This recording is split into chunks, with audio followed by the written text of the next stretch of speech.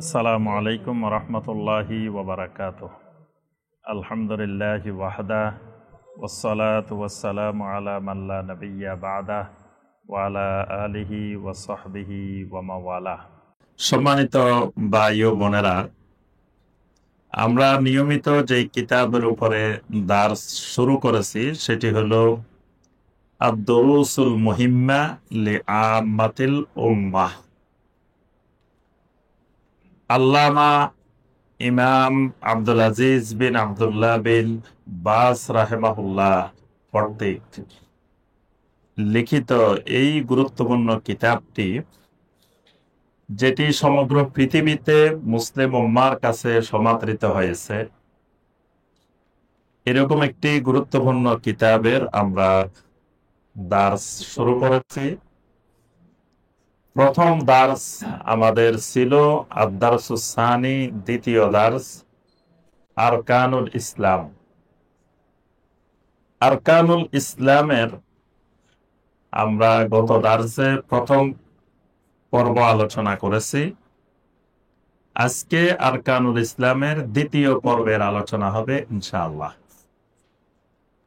এবং আলহামদুলিল্লাহ এই কিতাবের দার্সের সাথে সাথে আমরা সুন্দর একটি ব্যবস্থাপনার মাধ্যমে গত দার্সের উপরে আমরা গত দার্সের ক্লাসটা লিখিত আকারেও এটাকে করা হয়েছে।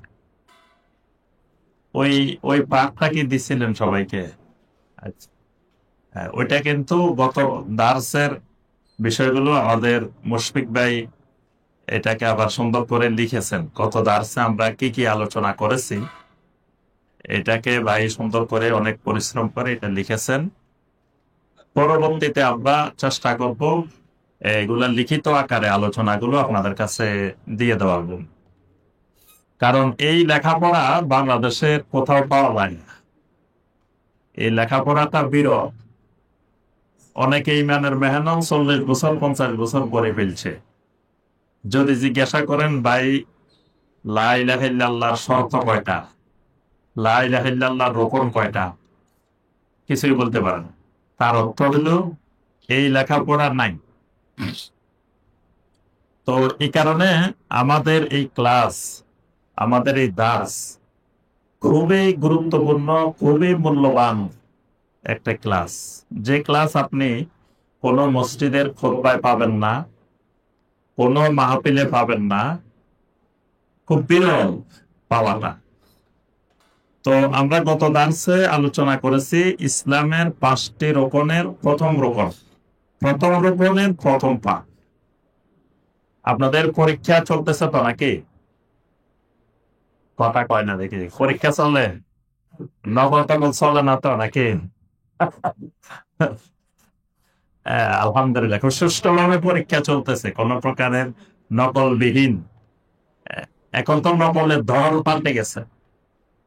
আমাদের জাতীয় বিশ্ববিদ্যালয়ে একটা সারা দেশে জরিপ চালানো হয়েছে তো নকলের ব্যাপারে। নকল আগে যে সিস্টেমে ছিল এখন আর ওই সিস্টেমে নকল নাই, ওইটা সব পরিবর্তন হয়ে গেছে। এখন ছাত্ররা মোবাইল নিয়ে আসে, বিভিন্ন ডিভাইস নিয়ে আসে, বিভিন্ন ধরনের ও আধুনিক অনেকগুলো আছে। মোবাইল লাগে না, বিভিন্ন ভাবে বিভিন্ন জায়গায় রাখে, কানের কাছে রাখে, এই জায়গায় রাখে, বিভিন্ন জায়গায় রাখে, বাস। এখন তো শুধু মোবাইলে চ্যাটজিপিটিতে যায়, প্রশ্নটা বলে দিলে আনসার চলে আসে। বসে বসে মোবাইল থেকে লিখলো, তারপরে বাইরের থেকে প্রশ্ন ঘোষণা করে, সবার কানের মধ্যে লাগানো আছে, সবাই লেখে, বাইরে পড়ে আরেক জায়গায়, এখানে ভিতরে বসে বসে লেখে। বিভিন্ন পদ্ধতির আধুনিক, মানে সবকিছু যেমন ডিজিটাল হয়েছে, নকলও এখন ডিজিটাল। আগের পুরানা ধারার নকল এখন নাই। তো এই জন্য নকলের আমাদের আজকের পরীক্ষা একবারে নকলবিহীন সুষ্ঠু পরীক্ষা ইনশাআল্লাহ। তো আপনারা প্রশ্ন একেবারে সহজ, এটা আপনি চোখ বন্ধ করে 5 মিনিটে উত্তর দিয়ে ফেলতে পারেন। আমরা গত দাসে যা আলোচনা করছি ওই আলোচনাটাই, আলোচনার ভিতরে সবগুলা প্রশ্ন ছিল।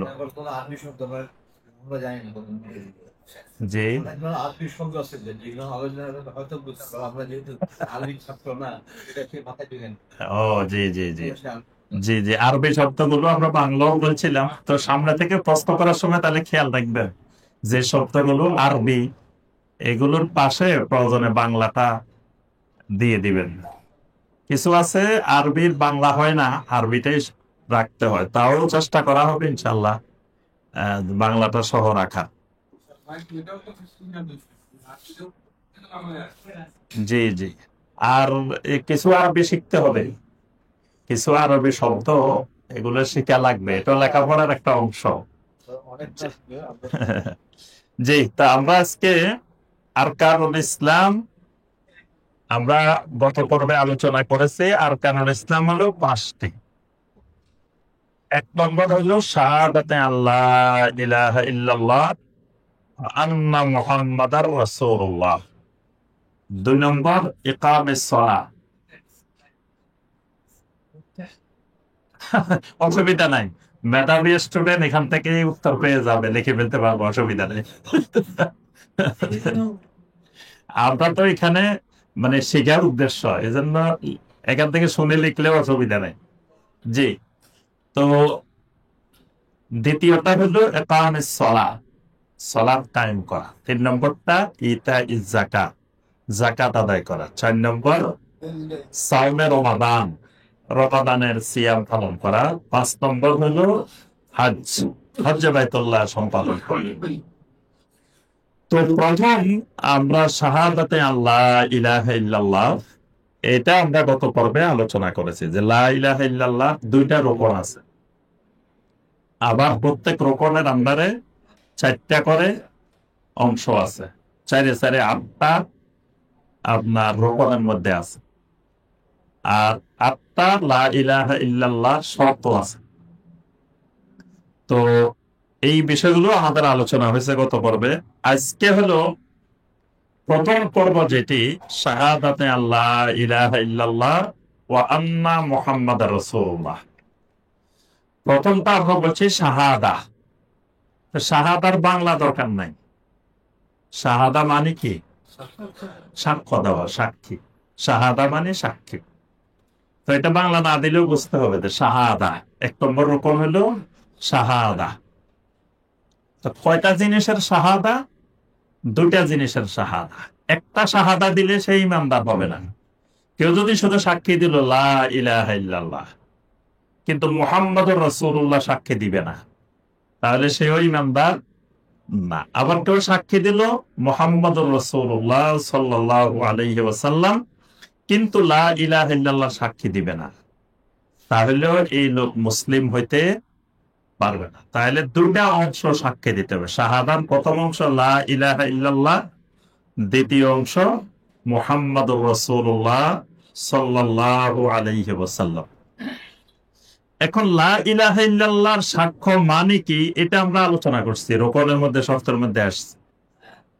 আজকের প্রথম আলোচনা হলো যে শাহাদাতে আম্মা মুহাম্মাদ রাসূলুল্লাহ, যে মুহাম্মদ সাল্লাল্লাহু আলাইহি ওয়াসাল্লাম আল্লাহর রাসূল, এটা সাক্ষী দেওয়ার অর্থ।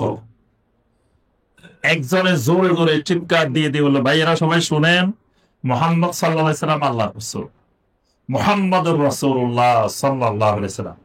তাহলে কি এই লোক মুসলিম হয়ে গেছে? কি আপনারা কি বলেন, মুসলিম হয়ে গেছে? তার সাক্ষী কমপ্লিট না, এটাই বুঝতে হবে। অনেকে মনে করে এটাই কমপ্লিট, সে যেহেতু মুহাম্মদ রাসূলুল্লাহ সাক্ষী দিছে, কালেমা পড়ছে, উচ্চারণ করে ফেলছে, বাস এটাই মনে হয় তার সাক্ষ্য হয়ে গেছে। আসলে তার সাক্ষ্য হয় নাই। এই সাক্ষ্য মুখে উচ্চারণ করার সাথে সাথে শাইখ বিন বাজ রাহিমাহুল্লাহ বলেন যে তুমি মুখেও যখন উচ্চারণ করবা লা ইলাহা ইল্লাল্লাহু মুহাম্মাদুর রাসূলুল্লাহ, এই মুহাম্মাদুর রাসূলুল্লাহ তুমি ঘোষণা দেওয়ার পরে মুহাম্মাদুর রাসূলুল্লাহর কিছু চাহিদা আছে, চাহিদা, মুক্তাদা। মুক্তাদা মানে চাহিদা, দাবি। এই মুহাম্মাদুর রাসূলুল্লাহ সাক্ষ্য দেওয়া কিছু চাহিদা, কিছু দাবি আছে। দাবিগুলা কি? এখানে তিনি 4টা দাবির কথা উল্লেখ করেছেন। এগুলো মনে রাখবেন, এগুলো পরবর্তী পরীক্ষায় আসবে কিন্তু। যে মোহাম্মদ রাসূলুল্লাহ সাক্ষী দেওয়ার অর্থ কি, বা মোহাম্মদ রাসূলুল্লাহর সাক্ষী দেওয়ার চাহিদা কি, দাবি কি। দাবি এখানে কয়টা বলা হয়েছে? 4টা। 1 নম্বর, তাসদীকুহু ফীমা আখবারা, মানে তিনি যা খবর দিবেন, যা বর্ণনা করবেন, এই সব কিছুকে সত্যায়ন করতে হবে, তাসদীক করতে হবে। মানে নবী সাল্লাল্লাহু আলাইহি ওয়াসাল্লাম যা আমাদেরকে খবর দিবেন, সেটা দুনিয়ার খবর, আখিরাতের খবর, দিনের খবর, আসমানের খবর, জমিনের খবর, জান্নাতের খবর, জাহান্নামের খবর, কবরের খবর, যা খবর আছে, যত খবর আমাদেরকে দিবেন, সমস্ত খবরকে তাসদীক করতে হবে, সত্যায়ন করতে হবে। একটা খবর যদি কেউ বলে যে না এটা ঠিক না, নবী সাল্লাল্লাহু আলাইহি ওয়াসাল্লাম খবর দিছেন কিন্তু সে বললো যে না এটা ঠিক না, এটা উনি মানতে পারতেছে না, এটা সত্যায়ন করতে পারতেছে না। নবী সাল্লাল্লাহু আলাইহি ওয়াসাল্লামের সহিহ হাদিসে আছে কিন্তু সে মানতে পারতেছে না, তাহলেও তার সাক্ষ্য হয়নি, সাক্ষ্য কমপ্লিট হয়নি। এজন্য নবী সাল্লাল্লাহু আলাইহি ওয়াসাল্লাম আমাদেরকে খবর দিছেন, তিনি মেরাজের রাত্রিতে গেছেন, সেখানে আল্লাহ সুবহানাহু ওয়া তাআলা তার উপরে প্রথমে 50 ওয়াক্ত সালাত তার উম্মতের উপর ফরজ করছেন। পরবর্তীতে মুসা আলাইহিস সালামের পরামর্শে আবার আল্লাহ পাকের কাছে আবেদন করছেন, আল্লাহ পাক কমাইতে কমাইতে 5 ওয়াক্ত দিয়েছেন। এই খবরটা আমাদের কাছে এসেছে সহিহ আল বুখারীর হাদিস, মানে বিশুদ্ধ সূত্রে এসেছে। কেউ যদি কয় না এটা কেমনে হয়, 50 ওয়াক্ত নামাজ পড়া যেতে পারে, এটা পড়া জন্য আবার কেমনে আদায় করবে, 24 ঘন্টার মধ্যে 50 ওয়াক্ত কেমনে আদায় করবো? তাহলে তার অর্থ হলো যে নবী সাল্লাল্লাহু আলাইহি ওয়াসাল্লাম যে খবরটা দিয়েছেন সেই খবরটা মানতে পারে নাই, তাহলে তার সাক্ষ্য কমপ্লিট হয়নি, সাক্ষ্য পরিপূর্ণ। মানে এগুলো আমরা ব্যাখ্যা করব। প্রথমে আমরা 4টা, এই সাক্ষীর 4টা দাবি, 4টা চাহিদা। 1 নম্বর, তাসদীকুহু ফীমা আখবারা, মুহাম্মদুর রাসূলুল্লাহ সাল্লাল্লাহু আলাইহি ওয়াসাল্লাম যা খবর দিবেন তা সত্যায়ন করা।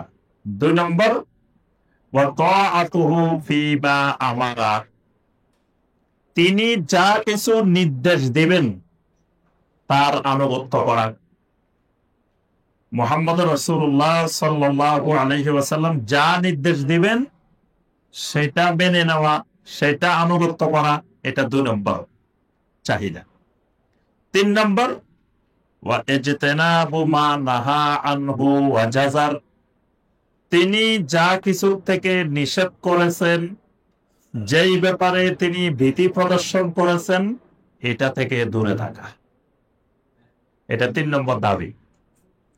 4 নম্বর, ওয়া আল্লা ইউবাদাল্লাহু ইল্লা বিমা শারাআহুল্লাহু আযজা ওয়া জাল ওয়া রাসূলুহু সাল্লাল্লাহু আলাইহি ওয়াসাল্লাম, আল্লাহ এবং আল্লাহ রাসূল সাল্লাল্লাহু আলাইহি ওয়াসাল্লাম যেটাকে শরীয়ত হিসাবে নির্ধারণ করেছেন,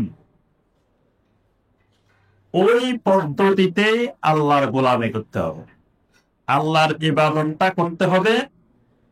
আল্লাহ এবং আল্লাহ রাসূল যেই পদ্ধতিতে করতে বলছেন সেই পদ্ধতিতে করতে হবে। এই 4টা হলো মুহাম্মদ রাসূলুল্লাহ সাল্লাল্লাহু আলাইহি ওয়াসাল্লামের সাক্ষ্য দেওয়ার কি চাহিদা। এটাকে সবাই বুঝতে পারছেন? কথা বলেন না, মনে বুঝেন। কেউ না বুঝতে পারলে বলবেন যে আমি বুঝি নাই, তাহলে আরেকবার বুঝাও। বুঝেন নাই কে? জি, ঠিক আছে, বুঝেন নাই বলাতে কোনো সরলের কিছু নাই, নাও বুঝতে পারেন, কোনো অসুবিধা নেই। কেউ যদি মুহাম্মদুর রাসূলুল্লাহ সাল্লাল্লাহু আলাইহি ওয়াসাল্লাম এটা সাক্ষ্য দেয়, কালেমা বদলো, সে সাক্ষ্য দিল, এই সাক্ষ্য দেওয়ার মাধ্যমে সে মুসলিম হবে। এখন সাক্ষ্য মানে কি?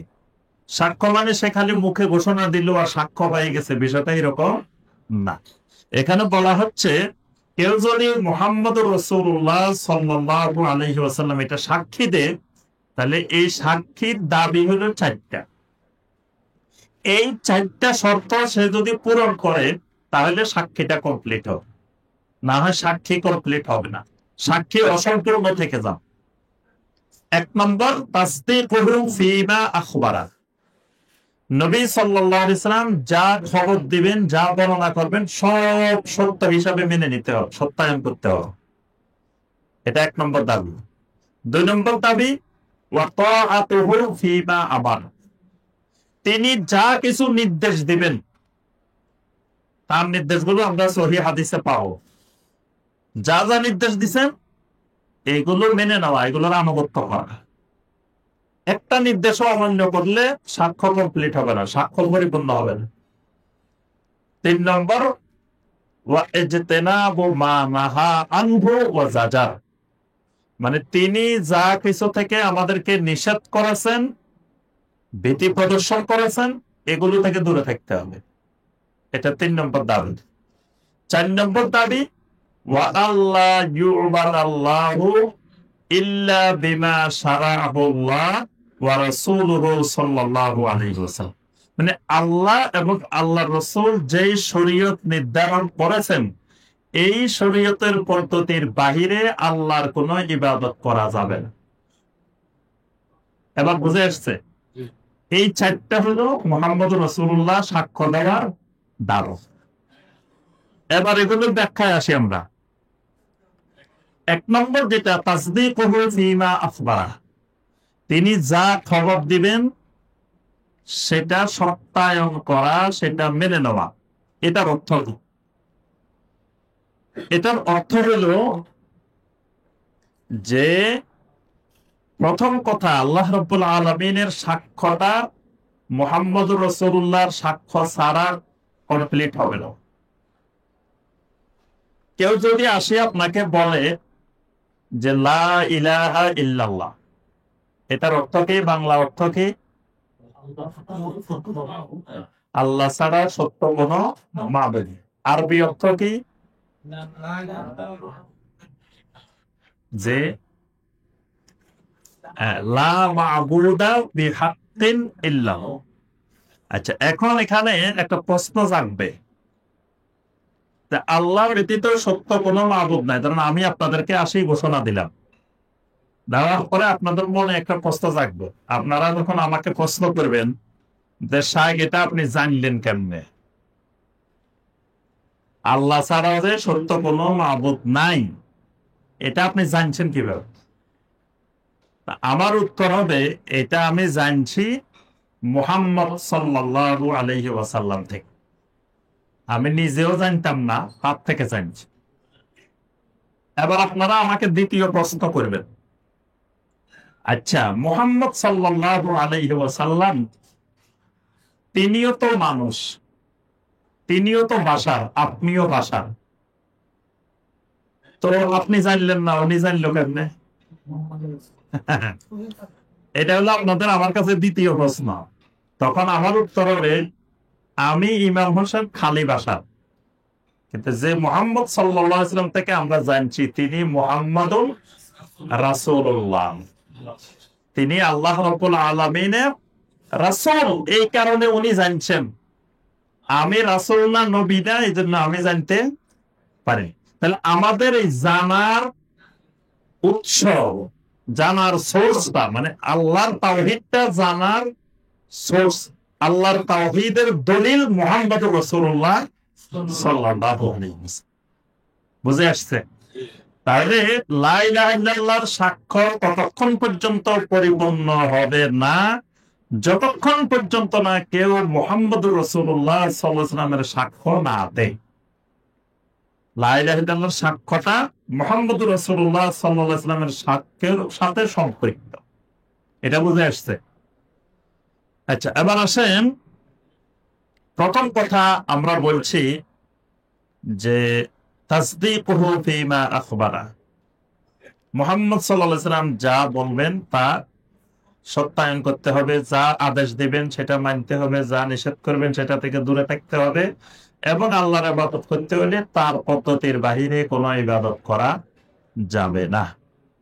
এই ব্যাপারে আল্লাহ রাব্বুল আলামিন সূরা আন-নিসার 64 নম্বর আয়াতে বলছেন, ওয়ামা আরসালনা মির রাসূলিন ইল্লা লিইউতাআ বিইذনিল্লাহ।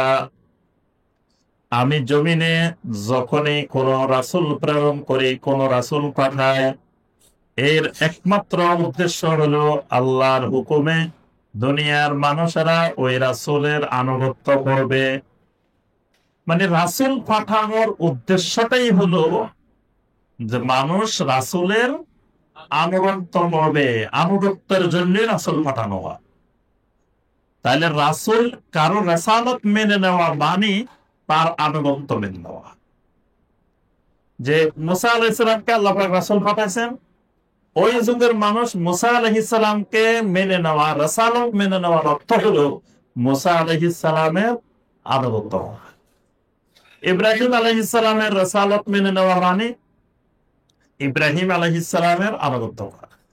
ঈসা আলাইহিস সালামের রেসালত মেনে নেওয়া মানে ঈসা আলাইহিস সালামের আনুগত্য করা। অর্থাৎ যেই রাসূল আল্লাহ যখন পাঠান, আল্লাহ পাক বলেন আমি রাসূল পাঠাই একমাত্র এই উদ্দেশ্যে যে দুনিয়ার মানুষেরা আমার রাসূলের আনুগত্য করবে।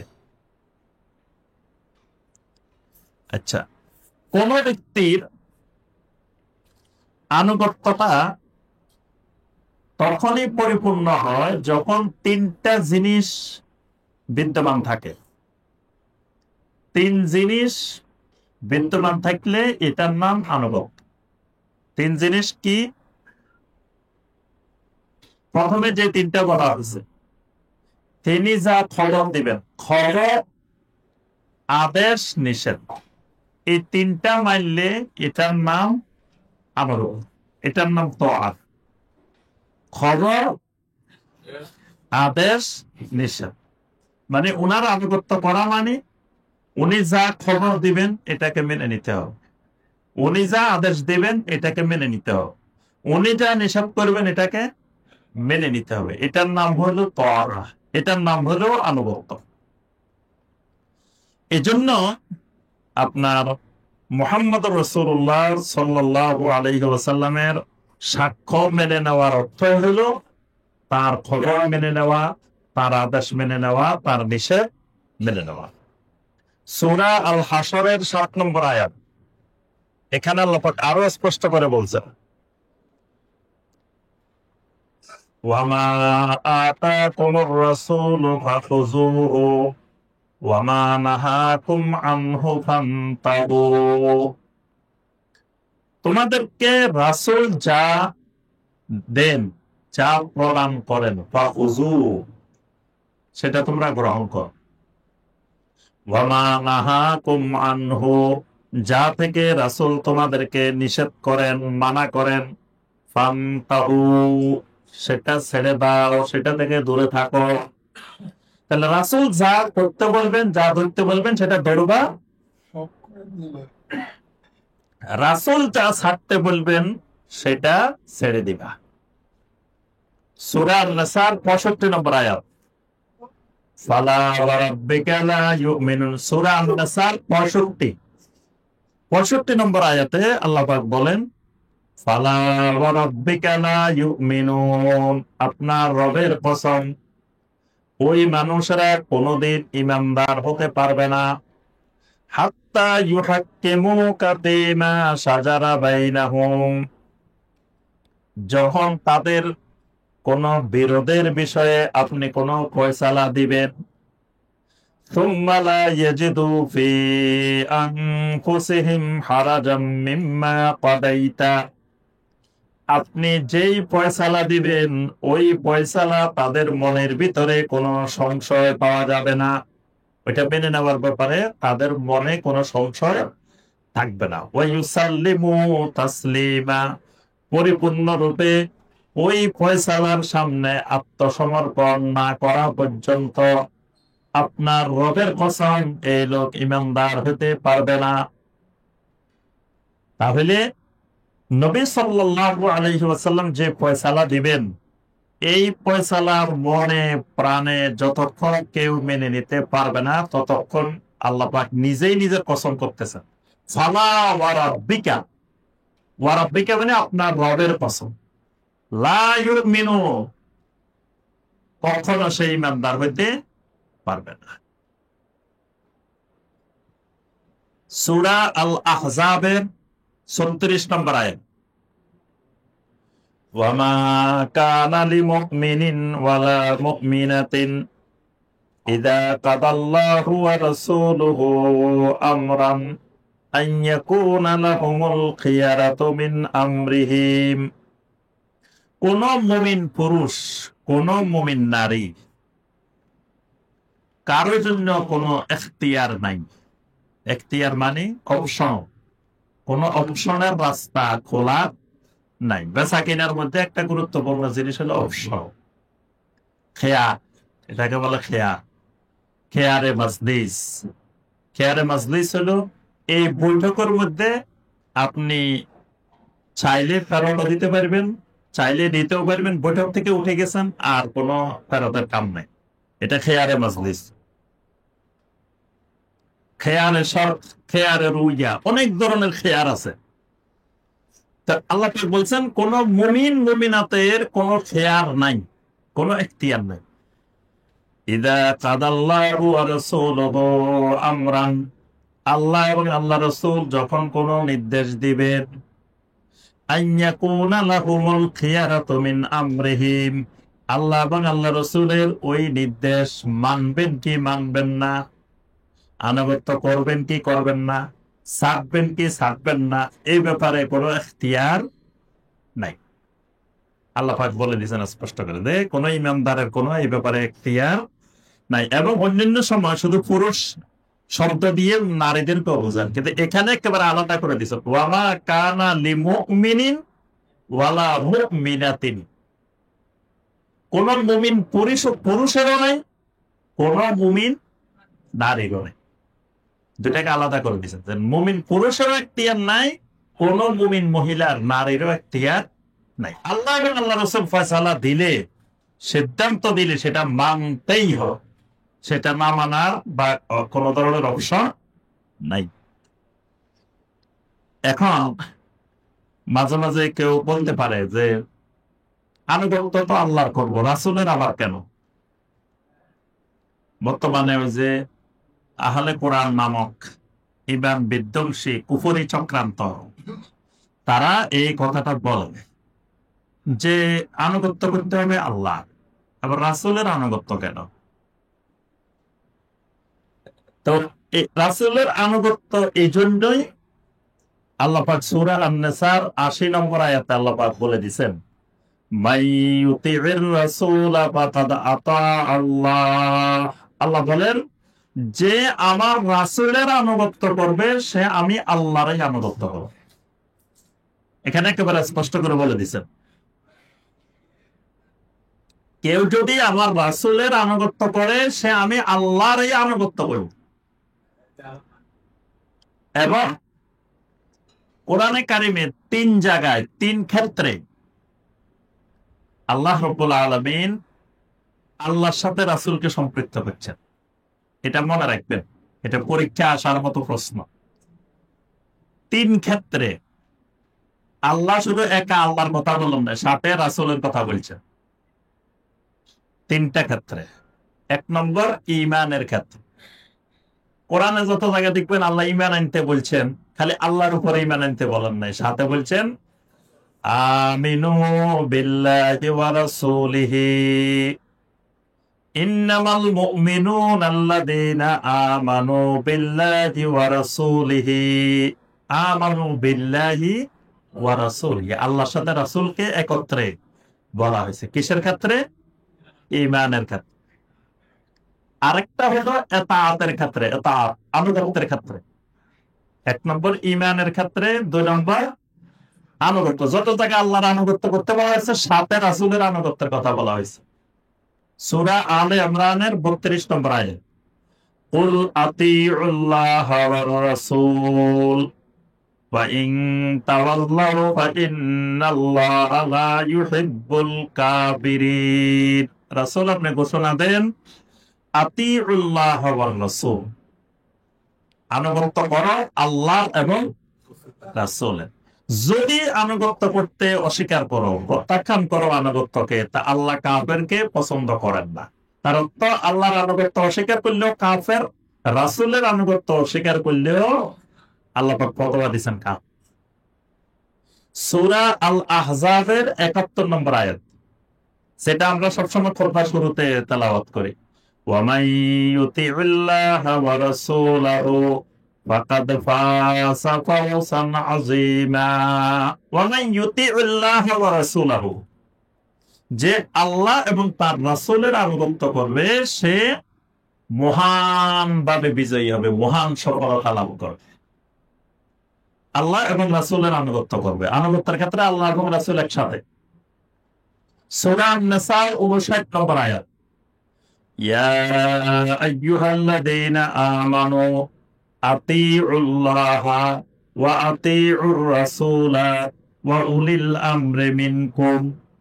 আতিউল্লাহা ওয়া আতিউর রাসূলা, তাহলে ২ নম্বর কিসের ক্ষেত্রে? আনুগত্যের ক্ষেত্রে। ৩ নম্বর মহব্বতের ক্ষেত্রে, মহব্বত ভালোবাসা। কোরআনের যত জায়গায় আল্লাহকে ভালোবাসতে বলা হয়েছে, আল্লাহর সাথে রাসূলের কথা বলছে, শুধু আল্লাহকে ভালোবাসতে বলা হয়নি, আল্লাহর সাথে আল্লাহর রাসূলকেও ভালোবাসতে বলা হয়েছে। এই জন্য দেখবেন মহব্বতের যত আয়াত আছে, সূরা তাওবার ২৪ নম্বর আয়াত, বড় আয়াত, কুল ইন কানা আবাউকুম ওয়া আবনাউকুম ওয়া ইখওয়ানুকুম ওয়া আযওয়াজুকুম وعشيرتكم وأموال اقترفتموها وتجارة تخشون كسادها ومساكن ترضونها أحب إليكم من الله ورسوله أحب إليكم من الله ورسوله। আল্লাহ এবং রাসূলের মহব্বতের চাইতে যদি তোমার কাছে তোমার মা বাবার মহব্বত, ছেলে মেয়ের মহব্বত, ভাই বোনের মহব্বত, স্বামী স্ত্রীর মহব্বত, তোমার আত্মীয় স্বজনের মহব্বত, তোমার সম্পদের মহব্বত, ব্যবসা বাণিজ্যের মহব্বত, বাড়িঘরের মহব্বত বেশি হয়, তাহলে আল্লাহর ফয়সালা আসা পর্যন্ত অপেক্ষা কর। কঠিন হুমকি দিচ্ছেন আল্লাহ পাক এখানে। তো এখানে এই মহব্বতের কথা বলতে গিয়ে আল্লাহ পাক আল্লাহ এবং রাসূলকে একসাথে বলছে, ভালোবাসার ক্ষেত্রে, মহব্বতের ক্ষেত্রে। এইভাবে দেখবেন কোরআনে কারিমে আরো অনেক আয়াত আছে। সূরা আল আরাফের ১৫৭, ১৫৮, তারপরে সূরা আল ফাতহের ৭-৮, এগুলোর মধ্যে আল্লাহ এবং রাসূলের মহব্বত একসাথে বলা হয়েছে। তাহলে মনে থাকবো কয় ক্ষেত্রে আল্লাহর সাথে রাসূলকে সম্পৃক্ত করা হয়েছে? ৩ ক্ষেত্রে। কি কি ক্ষেত্রে? ঈমান, আনুগত্য, মহব্বত। ঈমান, আনুগত্য, মহব্বত। আগামী পরীক্ষা ইনশাআল্লাহ তাতে ১০০ পান। এখনই পড়া মুখস্থ হয়ে দাও, তাহলে পরীক্ষা ১০০ পাইবেন ইনশাআল্লাহ। তাহলে ৩ ক্ষেত্রে মনে রাখতে হবে, ৩ ক্ষেত্রে আল্লাহ সুবহানাহু ওয়া তাআলা রাসূলকে একসাথে কি করছেন? সম্পৃক্ত করেছেন। তো সূরা আন-নিসার ৮০ নম্বর আয়াতে আল্লাহ পাক বলে দিয়েছেন, মান ইউতিউর রাসূলা ফাকাদ আতা আল্লাহ, যে আমার রাসূলের আনুগত্য করবে সে আমি আল্লাহরই আনুগত্য করবে। সূরা আলে ইমরানের ৩১, কুল ইন কুনতুম তুহিব্বুনাল্লাহা ফাত্তাবিউনি ইউহিব্বুকুমুল্লাহু ওয়া ইয়াগফির লাকুম যুনুবাকুম। রাসূল আপনি বলেন, ইন কুনতুম তুহিব্বুনাল্লাহ, যদি আল্লাহকে ভালোবাসতে চাও, আল্লাহকে যদি মহব্বত করতে চাও, তো ফাত্তাবিউনি, ভালোবাসার মাধ্যমটা হবে কি? আল্লাহ রাব্বুল আলামিনকে ভালোবাসলে তো আপনি আল্লাহকে দাওয়া করে খাওয়াইতে পারবেন না, কি খাওয়ানো যাবে? তাহলে ভালোটা কেমনে বাসবেন? এই ভালোবাসার মাধ্যমটা হবে ফাত্তাবিউনি, সুন্নতের ইত্তেবা। সুন্নতের ইত্তেবা করা মানে আল্লাহকে ভালোবাসা। আল্লাহ পাক বলেন, সুন্নতের ইত্তেবা করলে ইউহিব্বুকুমুল্লাহ, আমি আল্লাহ তোমার সাথে ২টা ওয়াদা করতেছি, যদি তুমি সুন্নতের ইত্তেবা করো তা আমি আল্লাহ তোমাকে মহব্বত করবো, তোমাকে ভালোবাসবো। সুবহানাল্লাহ। আরেকটা হলো ভালোবাসার নমুনা শুরু, ওয়া ইয়াগফির লাকুম যুনুবাকুম, আমি আল্লাহ তোমার সব গুনাহ মাফ করে দেব। সুবহানাল্লাহ। এই জন্য সুন্নতের ইত্তেবা করলে ১ নম্বর লাভ আল্লাহর মহব্বত অর্জন হবে, ২ নম্বর লাভ রাসূলের মহব্বত অর্জন হবে, ৩ নম্বর লাভ আল্লাহ গুনাহ সব মাফ করে দেব। সুবহানাল্লাহ। আরেকটা বিষয় এখানে বলা হয়েছে যে আল্লাহ ইউবাদাল্লাহু ইল্লা বিমা শারাআহুল্লাহু ওয়া রাসূলুহু। আমরা প্রথম বলছি ওই পয়েন্ট মনে রাখবেন যে শাহাদাতে মুহাম্মদ রাসূলুল্লাহ মানে চারটা। শাইখ বিন বাজ রাহমাতুল্লাহ চারটা বলছেন। এক নম্বর বলছেন তাসদিক, খবরের তাসদিক করা। দুই নম্বর বলছেন আদেশের আনুগত্য করা। তিন নম্বর বলছেন নিষেধ থেকে দূরে থাকা। চার নম্বর বলছেন আল্লাহর কোন ইবাদত করতে হলে, গোলামি করতে হলে সেটা আল্লাহ এবং রাসূল যেই শরীয়ত নির্ধারণ করছেন, যেই পদ্ধতি নির্ধারণ করছেন, ওই পদ্ধতির বাহিরে করা যাবে না। এই জন্য নবী সাল্লাল্লাহু আলাইহি ওয়াসাল্লাম বেদাতের ব্যাপারে কঠোর সতর্ক করছেন উম্মতকে। সহিহ আল বুখারীর হাদিস, মান আহদাসা ফি আমরিনা হাযা মা লাইসা মিনহু ফাহুয়া রাদ্দুন। কেউ যদি আমাদের দ্বীনের মধ্যে নতুন কিছু সংযোজন করে, আহদাসা, আহদাসা মানে ইহদাস, ইহদাস মানে নতুন। নতুন মানে কি? যেটা নবী সাল্লাল্লাহু আলাইহি ওয়াসাল্লাম করেন নাই, সাহাবায়ে কেরাম করেননি, বা যেই পদ্ধতিতে নবী সাল্লাল্লাহু আলাইহি ওয়াসাল্লাম এবং সাহাবায়ে কেরাম করেন নাই, এটার নাম ইহদাস। কেউ যদি এরকম ইহদাস করে দ্বীনের মধ্যে, এটা, এই পয়েন্টটা মনে রাখতে হবে, এই শব্দটা। এটা কারণে বাংলাদেশের মানুষ বেদাত করে, বেদাত বুঝতে পারে না। বেদাতটা হবে দ্বীনের মধ্যে, দ্বীনের ভিতরে, দ্বীনের জন্য, দ্বীনের উপকরণ, এগুলাতে বেদাত নাই। যেমন ধরেন আমরা মাইকে কথা বলতেছি, এটাও তো রাসূলের যুগে, সাহাবীর যুগে ছিল না, তাই বলে কি এটা বেদাত হবে? হবে না। ফ্যান চলতেছে, এসি চলতেছে, এটা বেদাত হবে? হবে না। আল্লাহ রসুলের যুগে তো সাহাবায়ে কেরাম নিচে বসে শুনছে, আমরা চেয়ারে বসছি, এটা বেদাত হবে? কারণ এগুলো দ্বীনের ভিতরে না, এগুলো দ্বীনের জন্য, দ্বীন শিখার জন্য আমরা এই ব্যবস্থা করছি। এগুলো দ্বীনের জন্য, দ্বীন শিখার জন্য আলিয়া মাদ্রাসা বানাইছি, কওমি মাদ্রাসা বানাইছি, হাফেজিয়া মাদ্রাসা বানাইছি, নুরানি মাদ্রাসা বানাইছি। এইগুলার দ্বীন শিখার জন্য, দ্বীনের জন্য, এগুলোর সাথে বেদাতের কোনো সম্পর্ক নাই। এই জন্য দ্বীনের ভিতরে কোনো ইহদাস, নবী সাল্লাল্লাহু আলাইহি ওয়াসাল্লাম বলছিলেন, এটা যদি কেউ করে ফাহুয়া রাদ্দুন, তার এই আমলটা বাতিল। সহিহ মুসলিমের হাদিস, মান আমিলা আমালান লাইসা আলাইহি আমরুনা ফাহুয়া রাদ্দুন। কেউ যদি এমন আমল করে যেই আমল আমরা করি নাই, তাহলে সেই আমল কি হয়ে যাবে? রাদ্দুন, প্রত্যাখ্যাত হয়ে যাবে, বাতিল হয়ে যাবে। এই জন্য কিয়ামতের ময়দানে অনেক মানুষ আমল নিয়ে ক্ষতিগ্রস্ত হবে। আল্লাহ পাক বলেন, কুল হাল নুনাব্বিউকুম বিল আখসারিনা আমালা। সূরা আল কাহাফ, সূরা আল কাহাফের 103-4 এদিকে আল্লাহ পাক বলতেছেন, আমি কি তোমাদেরকে ওই মানুষগুলোর কথা বলবো না যে মানুষগুলো নুনাব্বিউকুম বিল আখসারিনা আমালা, আমল করে আখসারিন হয়ে যাবে, ক্ষতিগ্রস্ত হয়ে যাবে। এক শ্রেণী হবে আমল বিহীন ক্ষতিগ্রস্ত, আমলে করে নেই। আরেক শ্রেণী হবে আমল করে ক্ষতিগ্রস্ত। তা এরা আমল করে ক্ষতিগ্রস্ত কেন? ওয়ায়াহসাবুনা আন্নাহুম ইউহসিনুনা সুনআ। আয়াতের শেষে আল্লাহ বলতেছেন, এরা ধারণা করতো এরা কোন সুন্দর সুন্দর আমল করতেছে, সুন্দর সুন্দর কাজ করতেছে। আসলে এই সুন্দর যে সুন্দর না, এটা বুঝেন। এই কারণে এরা আমল করে ক্ষতিগ্রস্ত হবে। সূরা আল ফুরকান, সূরা আল ফুরকানের 23 নম্বর আয়াত। এখানে আল্লাহ সুবহানাহু ওয়া তাআলা বলেন, ওয়া কাদিমনা ইলা মা আমিলু মিন আমালিন ফাজআলনাহু হাবাআম মানসুরা। কিয়ামতের ময়দানে আমার সামনে কত মানুষ আমল নিয়ে হাজির হবে, কিন্তু কিছুক্ষণ পরে তার সকল আমলগুলোকে বিক্ষিপ্ত ধূলিকণার ন্যায় উড়িয়ে দিব। তার আমলনামায় কোনো আমল থাকবে না। কেন থাকবে না? এই আমলগুলো যে সারা আল্লাহ ওয়া রাসূলুহু, আল্লাহ এবং আল্লাহ রাসূল যে শরীয়ত দিয়েছেন, শরীয়তের পদ্ধতিতে করে নাই। তাহলে শরীয়তের পদ্ধতির বাহিরে কেউ যদি মারেফতের পদ্ধতিতে ইবাদত করে, এই ইবাদত কি? বাতিল। কেউ যদি তরিকতের পদ্ধতিতে করে, সেটাও বাতিল। কেউ যদি হাকিকতের পদ্ধতিতে করে, এটাও বাতিল। কেউ যদি রুহানি পদ্ধতিতে করে, এটাও বাতিল। পদ্ধতি হবে একটা, শরিয়া মানে পদ্ধতি। শরীয়ত মানি পদ্ধতি। কিসের পদ্ধতি? ইবাদতের পদ্ধতি। শরীয়ত মানি ইবাদতের পদ্ধতি। আল্লাহ পাক একটাই পৃথিবীর মানুষকে দিয়েছেন শরিয়া। আল্লাহ পাক মারেফত নামে আলাদা কিছু দেন নাই, তরিকত নামে আলাদা কিছু দেন নাই, হাকিকত নামে আলাদা কিছু দেন নাই। এগুলো মানুষেরা নিজেরা বানাইছে। তাহলে ইবাদতের একটাই পদ্ধতি, সেটার নাম শরিয়া। শরিয়া লিকুল্লিন জাআলনা মিনকুম শিরআতাও ওয়া মিনহাজা। আল্লাহ বলেন প্রত্যেক নবীকে আমি শরীয়ত দিছি এবং মানহাজ দিছি।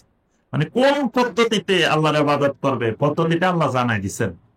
এটা এমন অপশন রাখেন নাই যে যার যেমনি মনে চায় ইচ্ছা মতো ইবাদত করবে, এটা আল্লাহ রাখেন। ইবাদতের একটা সুনির্দিষ্ট পদ্ধতি আল্লাহ রাব্বুল আলামিন দিয়ে দিয়েছেন।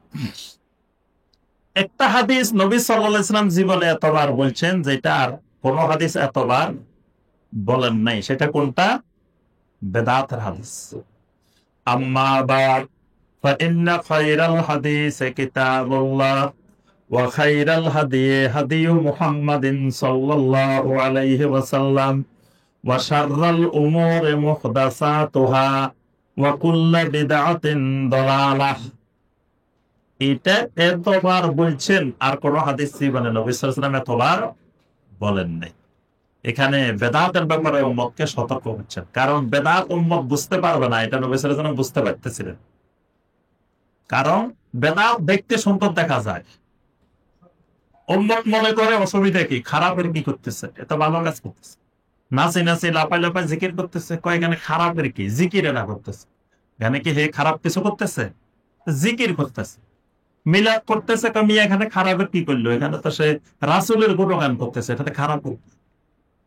তারপরে এইভাবে যত বিদআত, সকল বিদআত মানুষ মনে করে এগুলো তো সুন্দর, এখানে খারাপের কিছু তো দেখি না। এই খারাপের কিছু দেখে না, এই জন্য মানে তার মধ্যে খারাপ চিনার মতো জ্ঞান নাই, এই জন্য সে চিনে না। এই জন্যই নবী সাল্লাল্লাহু আলাইহি ওয়াসাল্লাম বারবার উম্মতকে বেদাতের ব্যাপারে সতর্ক করছেন। এবং ওই হাদিসটা ইরবাদ ইবনে সারিয়া রাদিয়াল্লাহু তাআলা আনহুর হাদিস। নবী সাল্লাল্লাহু আলাইহি ওয়াসাল্লাম একদিন সকালবেলায় ফজরের সালাত আদায় করলেন, এরপরে সাহাবীদেরকে এমন এক নসিহত করলেন, জারাবাত মিনহাল উয়ুন, সবার চোখে পানি চলে আসলো, অন্তরগুলা সব নরম হয়ে গেল। তখন এক সাহাবী উঠে দাঁড়াই বললেন, ইয়া রাসূলুল্লাহ সাল্লাল্লাহু আলাইহি ওয়াসাল্লাম, মনে হয় এটা আপনার বিদায়ী খুতবা, আর মনে হয় জীবনে আমাদেরকে খুতবা দিতে পারবেন না, আপনি একটু আমাদেরকে ওসিয়ত করেন। তখন নবী সাল্লাল্লাহু আলাইহি ওয়াসাল্লাম আরো কিছু ওসিয়ত করলেন। ওই ওসিয়তের মধ্যে বললেন যে অচিরেই, এই বেশি দিন হবে না, অচিরেই ফাসাইয়ারা, ফাসাইয়ারা মানে কিছুদিনের মধ্যেই, ইখতিলাফান কাসীরা, তোমরা আমার পরে অনেক ইখতিলাফ দেখতে পাবে। এই ইখতিলাফ মানে বেদাত, মানে রাসূলের পদ্ধতি বাদ দিয়ে অন্য পদ্ধতিতে ইবাদত শুরু করে দিবে মানুষ। তখন তোমরা কি করবা? ফা আলাইকুম বিসুন্নতি ওয়া সুন্নাতিল খুলাফাইর রাশিদিনাল মাহদিয়্যিন। তখন তোমরা আমার সুন্নাত এবং হেদায়েত প্রাপ্ত খুলাফায়ে রাশিদিনের সুন্নতকে তোমরা শক্ত করে ধরবা। কেমনে ধরবা? তামাসসাকু বিহা, প্রথম বলছেন তামাসসাকু বিহা, এটাকে শক্ত করে ধরবা। এরপরে আরো বলছেন খালি শক্ত করে ধরলে হবে না, কারণ পরিস্থিতিটা এত জটিল হবে, তুমি ধরলেও টান মারি ছিঁড়ে ফেলবো। কারণ তখন সুন্নতকে মানুষ মনে করবে ফিতনা, বেদাতকে মনে করবে সুন্নত। তো এখন তুমি সুন্নত ধরছো, তোমার সুন্নতকে সমাজের লোকেরা এমন ভাবে টান মারবে তুমি ধরে রাখতে পারবা। এজন্য রাসূল সাথে শিখিয়ে দিয়েছেন, ওয়া আদু আলাইহা বিন নওয়াজিস, খবরদার ধরার সময় আবার মারির দাঁত, সামনের দাঁত দিয়ে ধরিও না। ধরবে কোন দাঁত দিয়ে? মারির দাঁত দিয়ে। কারণ সামনের দাঁত দিয়ে ধরতে ওই বেদাতিরা এমন ভাবে টান মারবে তোমার দাঁত ভাঙ্গি সুন্নত চলে যাবে, ধরে রাখতে পারবে না। মারির দাঁত দিয়ে ধরলে যত টানা টানো তোমার এটা ছুটবে না। এজন্য আল্লাহ রাসূল সাল্লাল্লাহু আলাইহি ওয়াসাল্লাম বলেন, কোন দাঁত দিয়ে ধরবে সেটাও উম্মতকে শিখিয়ে দিয়ে গেছেন। দেখেন সুবহানাল্লাহ, সুন্নতটা কোন দাঁত দিয়ে ধরতে হবে। এই দাঁত দিয়ে সানায়া রুবায়া এগুলো দিয়ে ধরলে হবে না, ধরতে হবে নওয়াজিস, মারির দাঁত। তার মারির দাঁতটাই হলো সবচাইতে শক্ত, এটা দিয়ে ধরলে আর সহজে পানি তোমার থেকে সুন্নত বের করতে পারবে না। এরপরে নবী সাল্লাল্লাহু আলাইহি ওয়াসাল্লাম খবরদার বেদাত থেকে দূরে থাকবে, কারণ ইন্না কুল্লা মুহদাসাতিন বিদআহ ওয়া কুল্লা বিদআতিন দালালাহ। আমরা সবাই জানি সূরা আল মুলকের 2 নম্বর আয়াত, সূরা আল মুলকের 2 নম্বর আয়াত আল্লাহ পাক বলছেন, আল্লাযী খালাকাল মাউতা ওয়াল হায়াতা লিয়াবলুয়াকুম আইয়ুকুম আহসানু আমালা। জীবন আর মরণ আল্লাহ সৃষ্টি করছেন কেন? তোমাদেরকে পরীক্ষা করবে, তোমাদের মধ্যে কে সুন্দর আমল করে, আহসান আমল করে। বেশি আমল করে এটা বলেন নাই, বলছেন কি আহসান আমল করে। তো ফুদাইল বিন আয়াদ রাহিমাহুল্লাহ বলেন যে শোনো, এখানে আহসানু আমালার অর্থ হলো আখলাসুহু বা আসওয়াবু। এখানে সুন্দর আমল মানে আখলাসুহু ওয়া আসওয়াবু। তো সবাই জিজ্ঞেস করলেন, ইয়া আবা আলী ওয়া আখলাসুহু ওয়া আসওয়াবু, আপনি যে বললেন আমলটা হইতে হবে আখলাসুহু ওয়া আসওয়াবু, এটার মানে কি? তিনি বলেন, তুমি যে আমলটা করবা এই আমলের মধ্যে 2টি কোয়ালিটি থাকতে হবে, 2টি গুণ সম্পন্ন হতে হবে। একটা গুণ হলো খালেস, আর একটা গুণ হলো সাওয়াব। আখলাসুহু ওয়া আসওয়াবুহু মনে রাখবেন শব্দ দুটা। আহসান যে ওজনে, ওই ওজনে আখলাস আসওয়াব, মানে খালেস হতে হবে, সাওয়াব হতে হবে। খালেস মানে কি একনিষ্ঠ, আর সাওয়াব মানে সঠিক। সাওয়াব মানে সোয়াব দিয়ে, সাওয়াব মানে সঠিক। তোমার আমলটা একনিষ্ঠ হতে হবে, আবার আমলটা কি হইতে হবে, সঠিক হইতে হবে। যদি তোমার আমল হয় ইজা কানা খালিসান ওয়া লাম ইয়াকুন সাওয়াবান লাম ইউকবাল, তোমার আমল খালেস, তুমি আল্লাহর জন্য করছো, কিন্তু আমলেরটা সঠিক পদ্ধতিতে হয়নি, লাম ইউকবাল, তোমার এই আমল কবুল হবে না। বাংলাদেশের অধিকাংশ মানুষের আমল করে ইখলাস ঠিক আছে, আল্লাহর জন্য করে, কিন্তু পদ্ধতি ঠিক নেই, লাম ইউকবাল। দেখবেন নামাজ পড়ে কার জন্য পড়তেছে, আল্লাহর জন্য পড়তেছে, কিন্তু সে নামাজের পদ্ধতি ঠিক নেই। একজন একজনের থেকে 2 হাত দূরে দাঁড়াইছে, একজন মনে চাইছে সামনে দাঁড়াইছে, একজন মনে চাইছে এখানে দাঁড়াইছে, যার মনে চাইছে পদ্ধতি ঠিক নেই, কিন্তু তার নিয়ত ঠিক আছে, খালেস ভাবে আল্লাহর জন্য, তার এই ইবাদত কবুল হবে না। দেখবেন অনেক মাজার পূজারী, কবর পূজারী শিরিক করতেছে, শিরিক তো সে আল্লাহর সন্তুষ্টির জন্য করতেছে, শিরিক তো সে খালেস ভাবে আল্লাহর সন্তুষ্টির জন্য করতেছে। কবর সাজদা করতেছে, সে আল্লাহর সন্তুষ্টির জন্য কবর সাজদা করতেছে, পদ্ধতি ঠিক নেই, ইখলাস ঠিক আছে, পদ্ধতি ঠিক নেই। আবার ওয়াইজা কানা সাওয়াবান ওয়া লাম ইয়াকুন খালিসান লাম ইউকবাল, আবার পদ্ধতি ঠিক আছে, খালেস নাই, সেটাও কবুল হবে না। পদ্ধতি ঠিক আছে কিন্তু ভিতরে আমার ইখলাস ঠিক নেই। এজন্য খালেস মানে কি, মা কানা লিল্লাহ, খালেস মানে একমাত্র আল্লাহর জন্য হতে হবে প্রত্যেকটা আমল। সাওয়াব মানে মা কানা আলা সুন্নাহ, সুন্নাহ অনুযায়ী হতে হবে। একটা হলো আল্লাহর জন্য হতে হবে, আর সঠিক হতে হলে এটা সুন্নাহ অনুযায়ী হতে হবে। তাহলে এই যে শাহাদাতে আল্লাহ ইলাহা ইল্লাল্লাহ ওয়া আন্না মুহাম্মাদুর রাসূলুল্লাহ, দুটোই কিন্তু এই আমলের সাথে সম্পৃক্ত। এতক্ষণ আমরা বলছি এই দুটাই ঈমানের সাথে সম্পৃক্ত, এখন হলো এই দুটা আমলের সাথেও সম্পৃক্ত। এটাও প্রশ্ন হতে পারে যে এই মুহাম্মদ রাসূলুল্লাহ সাল্লাল্লাহু আলাইহি ওয়াসাল্লামের সাক্ষ্যটা আমলের সাথে সম্পৃক্ততা আছে কি না? আমলের সাথে সম্পৃক্ততা আছে। কি ধরনের আমলের সাথে সম্পৃক্ততা? যে প্রত্যেকটা আমল আল্লাহর কাছে কবুল হতে হলে 2টা শর্ত, একটা ইখলাস, একটা সুন্নাহ। তাহলে ওইটাই, ওই যে সাক্ষ্য দেওয়ার মধ্যে মুহাম্মদ রাসূলুল্লাহর সাক্ষ্য এই জন্যই দিতে হবে যে একমাত্র মুহাম্মদ রাসূলুল্লাহ সাল্লাল্লাহু আলাইহি ওয়াসাল্লামের পদ্ধতিতেই আল্লাহর ইবাদত করা যায়। এবার আসেন 2 নম্বর রুকন। 2 নম্বর রুকন কি ছিল? ইকামিস সালাত, সালাত কায়েম করা। সালাত কায়েমের অনেক আলোচনা আমরা সংক্ষিপ্তভাবে এখানে শাইখ রাহিমাহুল্লাহ যে কথাগুলো বলছেন আমরা শুধুমাত্র ওই কথাগুলো এখানে আলোচনা করব। প্রথমে এটার আবার যে ব্যাখ্যাটা আমাদের এখানে, এটা হলো শাইখ আব্দুর রাজ্জাক বিন আব্দুল মুহসিন আল বাদার এই আলেমটার নাম মনে রাখবেন। কি নাম বলছি? শাইখ আব্দুর রাজ্জাক বিন আব্দুল মুহসেন আল বদর। উনি বর্তমান পৃথিবীর শীর্ষ কয়েকজন আলেমের মধ্যে, জীবিত আলেমের মধ্যে একজন। উনি মসজিদুল নববীতে দার্স দেন এবং ওনার দার্সে সবচাইতে বেশি মানুষ বসে, সবচাইতে বেশি ওলামায়ে কেরাম ওনার দার্সে বসে, এবং ওনার দার্সে বসলে নাকি পুরস্কারও দেয়। ওখানে শাইখদের দার্সে বসলে পুরস্কার দেওয়া হয় যারা নিয়মিত বসে। তো উনি বর্তমান দুনিয়ার বড় আলেমদের মধ্যে একজন। ওনার আব্বাও পৃথিবীর বড় আলেমদের মধ্যে একজন, শাইখ আব্দুল মুহসেন আল আব্বাদ হাফেজাহুল্লাহ। ওনার আব্বার নাম ছিল আব্দুল মুহসেন আল আব্বাদ। উনি মদিনা ইউনিভার্সিটির চ্যান্সেলর ছিলেন ওনার আব্বা। এবং ওনার আব্বার দার্সে আমি একদিন 2 দিন বসছি।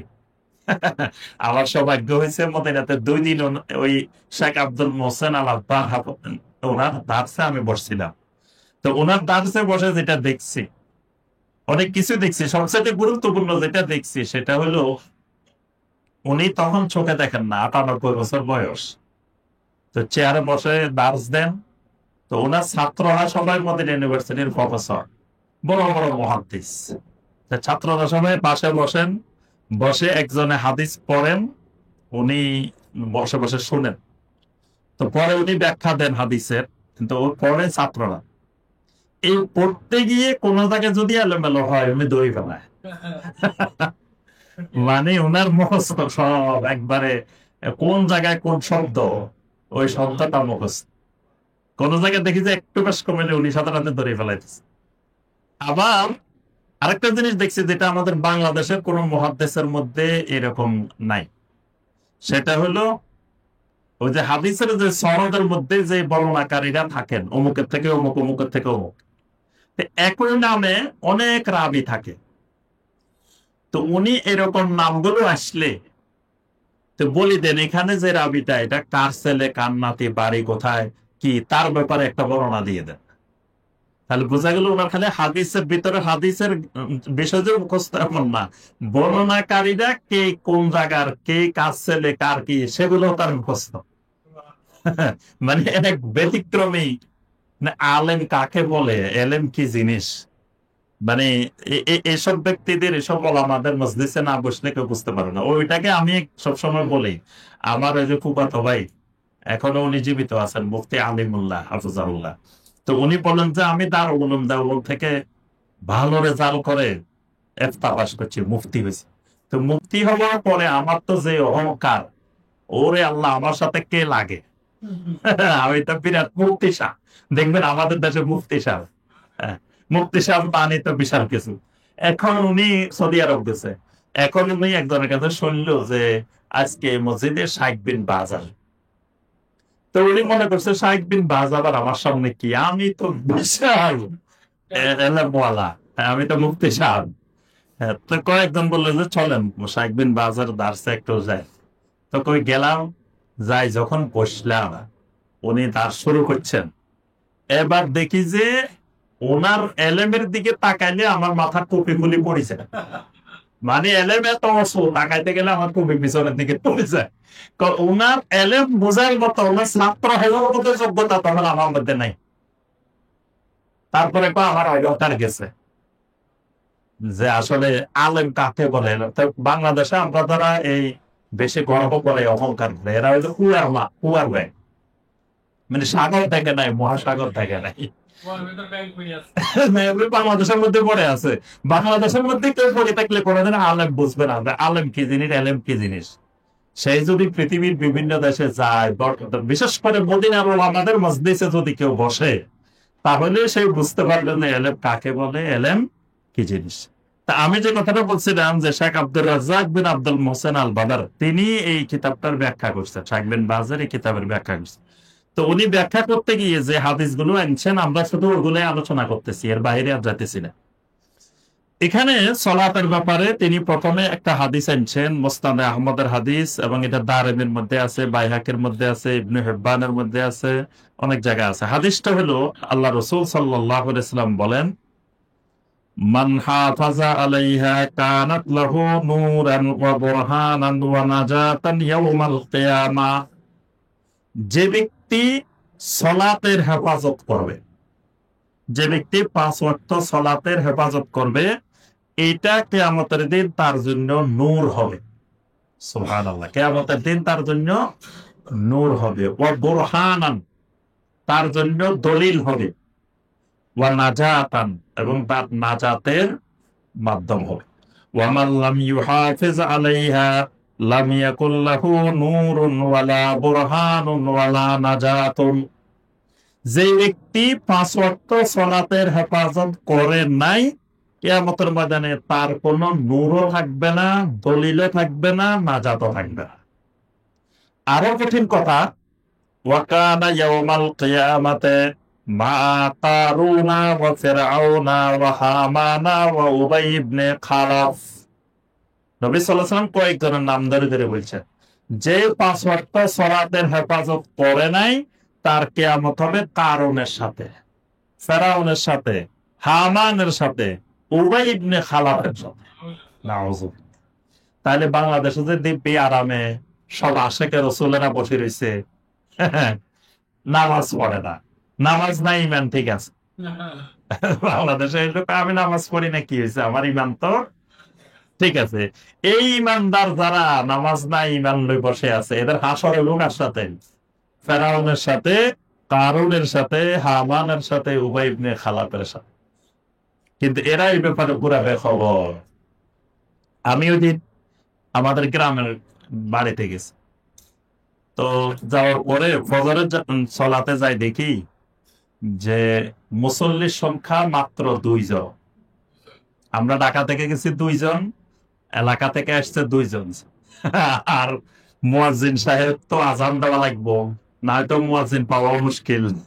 সে আসতো কিনা সেটা পরে, সেটা আজান দিতে হবে, আসা লাগবে। আপনার তাহলে এই যে 2 জন মুসল্লি, আমি বাড়ি যাওয়ার আগে আমার কাছে একদিন এলাকার কয়েকজন ফোন দিচ্ছেন, যে বলতেছেন যে এলাকায় কিছু কথাবার্তা চলতেছে, যে এই মসজিদে এইভাবে খুতবা হয় কেন, ইমাম সাহেব এইভাবে রাফল ইয়াদান করে কেন, আমিন জোরে বলে কেন, এগুলো নিয়ে কথাবার্তা হচ্ছে।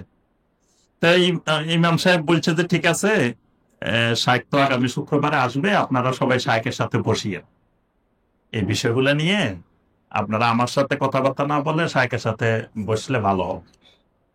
এখন এটা তো বলছেন ফজরের সলাতে আমি গেছি 2 জন মুসল্লি। পরে আমি জুমার সলাতে বললাম যে আমার ভাইয়েরা দেখেন, শয়তানের ওয়াসওয়াসা, শয়তানের ধোঁকা, শয়তানের প্রতারণা কিভাবে আমাদেরকে মানে গ্রাস করে ফেলছে। ফজরের সলাতে এলাকায় এত মানুষ বসবাস করে, সেখান থেকে ফজরের জামাতে হাজির হয়েছে 2 জন। এটাই তো পুরো এলাকায় আজকে আলোচনা হওয়ার কথা ছিল। প্রত্যেক দোকানে দোকানে, চা দোকানে, ভাই শোনো শোনো, আজকে এক খবর, এই মসজিদে মাত্র 2 জন মুসল্লি হয়েছে। এটা আলোচনার বিষয় হওয়ার কথা ছিল না? এবং যে মানুষগুলো ফজরের জামাতে আসতে পারে না, মানুষকে তো সারাদিন কান্নাকাটি করার কথা ছিল, অনুশোচনা করার কথা ছিল, যে আহারে আমি ফজরের জামাতে হাজির হতে পারিনি। এটা নিয়ে এলাকার একটা মানুষের মধ্যে কোনো অনুশোচনা দেখা যায় নাই, কোনো আলোচনা দেখা যায় নাই, কোনো কথাবার্তা দেখা যায় নাই। দিব্যি আরামে সবাই চলাফেরা খেতে, কথাবার্তা চলতেছে কি নিয়ে? আমিন নিয়ে, আর ওইটা নিয়ে শয়তান কোন জায়গায় লুঙ্গি করে পাকড়ি বান্ধা ফেলছে। ফজরের জামাতে আসে নাই, সে জাহান্নামে যাবে, সে মুনাফিক, এ ব্যাপারে কোনো সন্দেহ নেই। এটা আমিন জোরে বলছে না, আসতে বলছে, এটার দ্বারা নামাজ বাতিলও হবে না, নামাজের কিছু হবে না, জাহান্নামেও যাবেন, সেটা আলোচনা চলতেছে দোকানে দোকানে। কিন্তু ওই যে ফজরের নামাজে 2 জন আসছে, এটা নিয়ে কোনো আলোচনা পর্যালোচনা নাই। শয়তান কোথায় নিয়ে গেছে, ওয়াসওয়াসা, শয়তানের ধোঁকা, প্রতারণা, মানুষ কিভাবে পড়ে আছে। যে বিষয় নিয়ে আলোচনা করার কথা ছিল, সেই বিষয়ে কোনো আলোচনা নেই। আর যে বিষয় প্রাসঙ্গিক না, অপ্রাসঙ্গিক, সেই বিষয় নিয়ে মানুষ মহাব্যস্ততার মধ্যে আছে। এটাই হলো ইন্দাল ইনসান আলা ফি খুসর, মানুষ ক্ষতিগ্রস্ততার মধ্যে আছে। তাহলে যে মানুষগুলো নামাজ না পড়ে, এই দেশের 95% উপরে মুসলমান 5 ওয়াক্ত নামাজ পড়ে না। বাংলাদেশের 3 লক্ষের উপরে মসজিদগুলো খালি পড়ে থাকে, 5 ওয়াক্ত নামাজে মুসল্লি নেই, জুমার দিন জায়গা হয় না। মসজিদ বানানো হয় জুমাকে কেন্দ্র করে, মানে জুমার জন্য। এই যে দোতলা, তিনতলা, চারতলা মসজিদ কি জন্য? জুমার নামাজের জন্য। মানে মনে হচ্ছে মুসলিমদের মূল নামাজ একটাই, জুমার নামাজ। এটা ঠিক আছে, মুসলমান ঠিক আছে, হাজিরা দিছে। মানুষ বলে 3 দিন হাজিরা না দিতে পারলে মুসলমানের নাম হাজিরা খাতা থেকে কি হয়? কাটা যায়। শয়তানের কত বড় ধোঁকা! এর নাম কত আগে কাটা গেছে, নামে তো নাই। নাম থাকলে না কাটা যাবো, আগে তো ভর্তি হইতে হইব। ভর্তি হইলে না নাম কাটা যায়, তো ভর্তি হয় নাই, নামে ওখানে, নামে নাই, কাটা যাবে তো কোনো প্রশ্নই ওখানে। তাহলে এদের হাসার হবে, দেখেন নবী সাল্লাল্লাহু আলাইহি ওয়াসাল্লামের কথা, এটা আমাদের কারো কথা না। কারুনের সাথে, ফেরাউনের সাথে, হামানের সাথে, উবাই ইবনে খালাফের সাথে। এরপরে নবী সাল্লাল্লাহু আলাইহি ওয়াসাল্লাম বলছেন, আল আহাদুল্লাযী বাইনানা ওয়া বাইনাহুমুস সালাহ ফামান তারাকাহা ফাকাদ কাফার। আমাদের মাঝে আর কাফের মুশরিকের মাঝে অঙ্গীকার হলো সালাত। সালাত, যদি কেউ সালাত ছেড়ে দেয় ফাকাদ কাফার, সে কাফের হয়ে গেল, কুফরি করবে।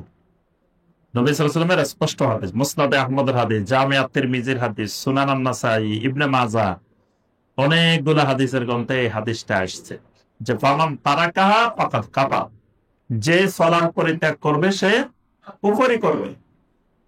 এটা কুফরি। কিয়ামতের ময়দানে সর্বপ্রথম হিসাব হলো কিসের? সালাত। সালাত ঠিক হইলে বাকিগুলো ঠিক হবে, সালাত ঠিক নাই, বাকিগুলো ঠিক নাই। 3 নম্বর রকম হলো কি? ইতা ইজ যাকাত, যাকাত আদায় করা। যাকাত ফরজ, সম্পদের উপরে যাকাত আদায় করা ফরজ। যত জায়গায় আল্লাহ সুবহানাহু ওয়া তাআলা সালাতের কথা বলছেন, আকিমুস সালাহ বলছেন, তত জায়গায় আল্লাহ সুবহানাহু ওয়া তাআলা সাথে ওয়া আতুজ যাকাত, যাকাত আদায় করা। তাহলে যাকাতটা এত গুরুত্বপূর্ণ যে এটাকে সালাতের সাথে আল্লাহ রাব্বুল আলামিন উল্লেখ করেছেন। 4 নম্বর রকম হলো সিয়াম রমাদান, রমাদান মাসের সিয়াম পালন করা। সিয়ামের ব্যাপারে আমরা সবাই জানি, কোরআনে কারিমের অনেক আয়াত আছে, অনেক হাদিস আছে, রমাদান মাসে আমরা এগুলোর আলোচনা শুনি। 5ম রকম হলো হজ, হজ্জে বাইতুল্লাহ। যার কাছে স্বাভাবিক খরচ, স্বাভাবিক পারিবারিক খরচের অতিরিক্ত আল্লাহর ঘরে হজ করার মতো সামর্থ্য আছে, অর্থ আছে, তার জন্য হজ ফরজ। অর্থাৎ বর্তমানে হজ করতে হইলে ধরেন 7 লাখ 8 লাখ টাকা লাগে। তো স্বাভাবিক খরচের চেয়ে কারো কাছে যদি কোনো ঋণ ছাড়া, আবার ঋণদারে ঋণ না দিয়ে হজে চলে যাওয়া, মানে টাকাও আছে 8 লাখ, ঋণও আছে ধরেন 5 লাখ, তো ঋণ হেরে দিলে দিব, না দিলে নাই। ঋণ নেওয়ার সময় মানুষ আগে ঠিক করে রাখে, এটা দিব না। বাংলাদেশের মানুষ যখন ঋণ নেয় আগে ঠিক করে রাখে যে এটা দিব না, এই নিয়ত সেই নেই। তো সে ঠিক করে রেখেছে ঋণ পাইলে পাবে, অসুবিধা নাই, আমি হজ করে আসি। এই হজ করা যাবে না। কারো কাছে ঋণ থাকলে ঋণদার অবস্থায় কাউকে হাদিয়া দেওয়া যায় না। মানে আপনি ঋণগ্রস্ত অবস্থায় কারোরে হাদিয়া দেওয়া, তারপরে আপনি বিলাসবহুল বাড়িতে জীবনযাপন করা। মানে ধরেন আপনি একটা ফ্ল্যাটের 10,000 টাকার ফ্ল্যাটেও থাকতে পারেন, 1 লাখ টাকার ভাড়ার ফ্ল্যাটেও থাকতে পারেন। না, মানুষ আপনার কাছে ঋণ পাইব, ঋণ দেওয়ার খবর নাই, আপনি 1 লাখ টাকার ফ্ল্যাটে থাকেন, এটাও আর, এটাও আর। তারপরে আপনি আনন্দ ভ্রমণে যাবেন বিভিন্ন জায়গায়, এটাও হারাম। কারণে মনে করেন হাদিয়া দিবেন, গিফট দিবেন, এটাও হারাম। মানে ঋণগ্রস্ত অবস্থায় অনেক হুকুম আহকাম আছে। মানে আপনি স্বাভাবিক খরচের চেয়ে অতিরিক্ত কোনো খরচ করা যাবে না। এবং আপনি এই ঋণগ্রস্ত অবস্থায় মারা গেলে আপনার ঋণের যতক্ষণ কেউ জামিনদার না হবে, গ্যারান্টি না হবে, ততক্ষণ আপনার জানাজা হবে না। এই জন্য ঋণ নেওয়ার আগে পরিবারের সবাইকে, আপনার যত ওয়ারিস আছে তাদের সবাইকে ডেকে তারা এর দায়িত্ব নিবে কিনা এই ঋণের, তারপরে ঋণ নেওয়া যাবে, এর আগে নেওয়া যাবে না। কারণ আপনি মারা গেলে একজন ঋণদার, একজন ওয়ারিস যদি বলে যে না, আমি উনি ঋণ নিছে কেন, আমি ওনার ঋণের দায়িত্ব নাই, তাহলে এটার জন্য আপনি দায়ী হবেন। কারণ আপনি তো যে কোনো সময় মারা যেতে পারেন, এটা তো নিশ্চয়তা নেই। তাহলে ঋণ এগুলো পরিশোধ করবে কে? পরিশোধ আপনার ওয়ারিস যারা, সম্পদটা যারা পাবে তারাই তো পরিশোধ করতে হবে। তো তারা আগে দায়িত্বটা নিতে হবে। তারা যদি দায়িত্ব নেয় তারপরে আপনি ঋণ নিতে পারেন, তাও ঋণ শরিয়া সম্মত কাজের জন্য। আবার সুদের ঋণ নেওয়া যাবে না। সুদের ঋণ নিয়ে বাড়ি করবেন, পরিবারের সবাই রাজি, কয় না আপনি একটা বাড়ি করে দিয়ে যান, তাও করা যাবে না। কারণ সুদে সবাই সম্মতি থাকলেও এটা হারাম, এটা নেওয়ার সুযোগ নাই। তো এজন্য মানে ঋণ ছাড়া যদি আপনার কাছে হজে যাওয়ার মতো সামর্থ্য থাকে, তাহলে হজ করা জীবনে একবার ফরজ। তো এই হলো সংক্ষিপ্ত ভাবে আমাদের আরকানুল ইসলাম। এ ব্যাপারে আমার একটা আলাদা বই আছে, আরকানুল ইসলাম, ইসলামের রোকন, 5টা রোকনকে আলাদা করেই আমরা ওই বইয়ের মধ্যে আলোচনা করেছি। আরবি ভাষায় অনেক বই আছে, বাংলা ভাষায় অনেক বই আছে, আমাদের অনেক শায়েখদের বই আছে এই বিষয়ের উপরে। তো এই বিষয়গুলো আমরা আরো বিস্তারিত জানার জন্য লেখাপড়া করবো ইনশাআল্লাহ। আল্লাহ রাব্বুল আলামিন আমাদের সবাইকে তৌফিক দান করুন, আমিন ইয়া রাব্বাল আলামিন। জি, প্রশ্ন থাকলে আমরা সংক্ষেপে